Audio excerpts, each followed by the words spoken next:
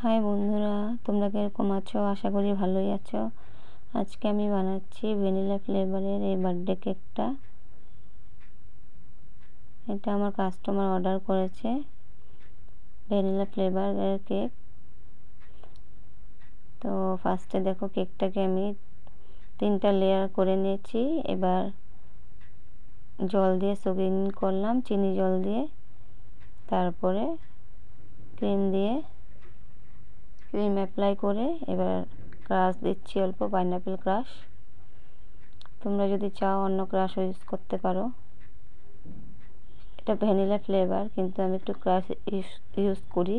তাহলে কি হয়, একটু খালি ভ্যানিলা ফ্লেভার হলে কিছু যদি একটু না দাও, ভালো টেস্টটা ভালো লাগে না। যদি যেরকম আমি পাইনাপেল ক্রাশ দিয়েছি, একটু টেস্টটা একটু অন্যরকম আসে।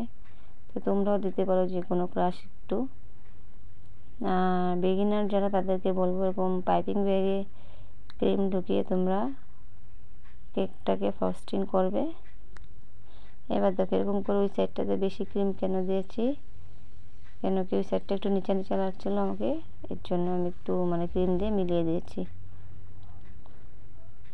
তো বন্ধুরা, তোমরা ফুল ভিডিওটা দেখবে, মধ্যের থেকে স্কিপ করবে না। এবার দেখো নিচের যেটা নাকি লেয়ারটা ছিল ওইটা উপরে দিয়েছি।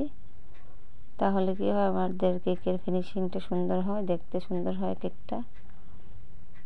তারপরে এবার দেখো ক্রাম কোটিং করব। তো ক্রিম অল্প অল্প ইউজ করব, ক্রিম বেশি দিব না।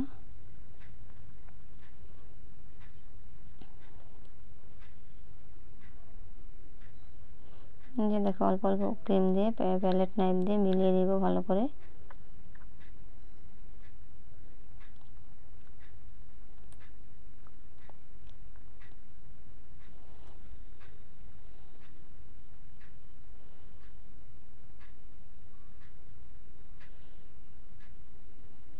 এবার দেখো স্ক্রাবার দিয়ে আমি সাইডটাকে ভালো করে ক্লিন করব।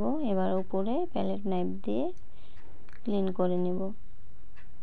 এই জায়গাটাতে একটু বললাম না, আমি এক সাইডটা একটু নিচা লাগছিল, তো একটু ক্রিম দিয়ে মিলাচ্ছি।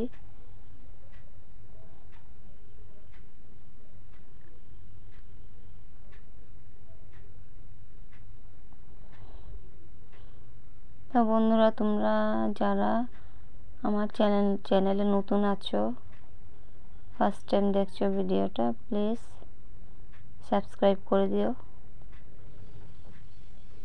আর দেখো এবার যেহেতু এটা বার্থডে বয়, একটা ছেলে ছোট বাচ্চা ছেলের, তো ওই জন্য আমি ব্লু কালার অ্যাড করেছি ক্রিমটাতে। আর ফ্রি ফায়ার কেক যেহেতু, এর জন্য ব্লু কালার দিয়েছি। তারপরে দেখো এবার এরকম করে মিলিয়ে গ্লাসের মধ্যে এরকম করে পাইপিং ব্যাগটা ঢুকিয়ে তারপর ক্রিমটা ঢুকাচ্ছি। তাহলে কি হবে, সুন্দর করে আমার ঢুকেও যাবে, আর পাইপিং ব্যাগেও লাগবে না, হাতেও লাগবে না।